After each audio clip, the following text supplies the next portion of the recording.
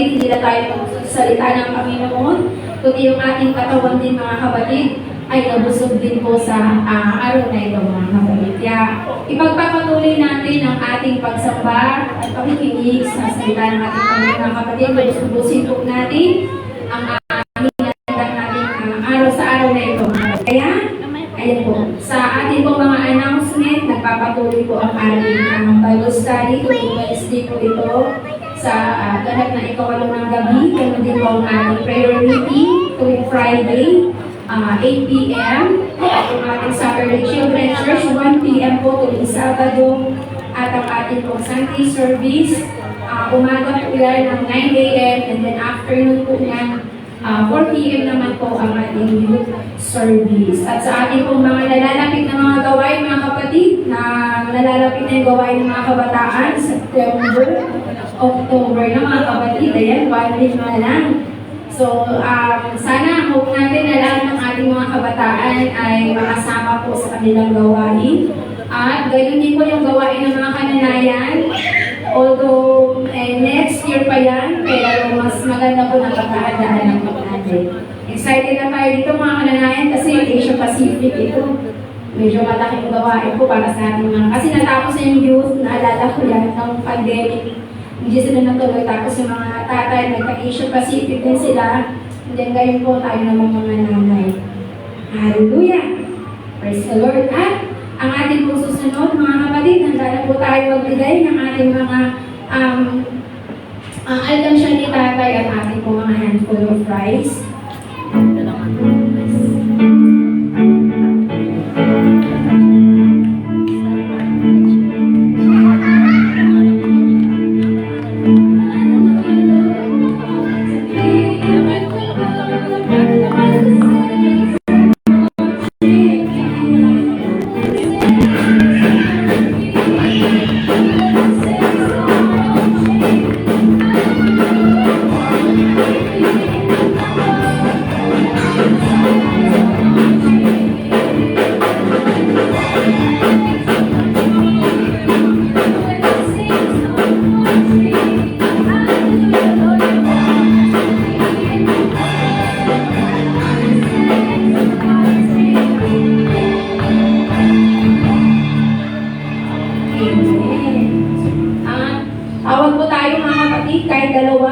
Magpasalamat o magbigay patotoo sa ating Panginoon. Brother E.G. Gulot to. Nadaan lang eh, no? Please the Lord dumaan. Parang matusap lahat. Dumaan pala. Amen. Nagpapasalamat po sa Panginoon sa araw-araw na mag-iingat na sa akin sa pagpasok sa trabaho. Yung umalis ka ng bahay na alam mo na ingatan ka ng Panginoon dahil sa itinang tulad. Isa na aking salamat na sa kanyang mga patuloy niya akong iniingatan. At papasalamat din ako sa Panginoon sa Talagang nakapag-prayer na lang yung ating iwala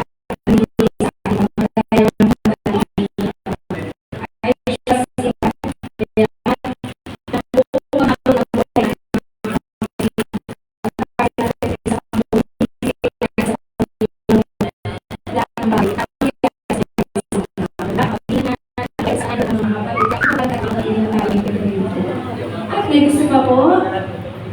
Ayan, niningitian ako si Sir Baby. Ano po?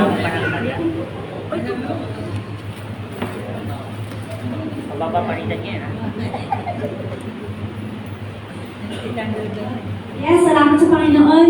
Magandang hapon po sa ating mga kapatiran. Ayun po, ipapasalamat po ako sa biyaya at mga pagpapala na binibigay sa akin ng Panginoon. Ang mga proteksyon na iniingatan ako ng Panginoon at iniingatan ng aking pamilya. Salamat sa panalangin at tinutulong tayo ng Panginoon. Ayun, ipapasalamat po pala ako sa ayun po, kagabi, kahapon, naging po ako, marami po ako nakausap na mga kadalo. Pero lahat po yung nakausap ko, wala po. Pero salamat po ata, pinagkalooban tayo ng Panginoon, nakakasama ko ng kaluluwa kanina. Ayun po. Salamat din sa ano po, na hindi ko rin nakakasama, si Michael, ayun nakasama po. Salamat talaga sa kabutihan ng Panginoon na hindi tayo, hindi na lang paihindi ng Panginoon kapag meron po tayo laging pinapanalangin. Ano kaya? Patuloy tayong panalangin, ano man ang ating mapuntan sa buhay, ano man ating sitwasyon, panalangin pa rin po at ang tuloy ay magpatuloy. Amen. Salamat sa biyaya ng Panginoon sa pag-iingat niya, tunay ng Panginoon na buhay at hindi siya kailan nagkurang sa atin. Ayun po, maraming salamat po sa pag-ibig niya, sa pagmamahal niya sa atin, sa ating lahat at napakabuti ng Panginoon. Magpakailanman. Amen. Salamat po. Amen. Ayun po. Kapag po tayo nakakapag-invite mga kapatid, ng ating mga kaibigan o kamag-anak, natataniman po yan mga kapatid ng mga salita ng Panginoon. Kaya keep lang natin, lagi lang tayo mag-invite sa kanila, lagi lang natin share yung word of God. Kasi unti-unti mga kapatid, yung kanilang sabi nga yung puso na ng tao ay parang lupa.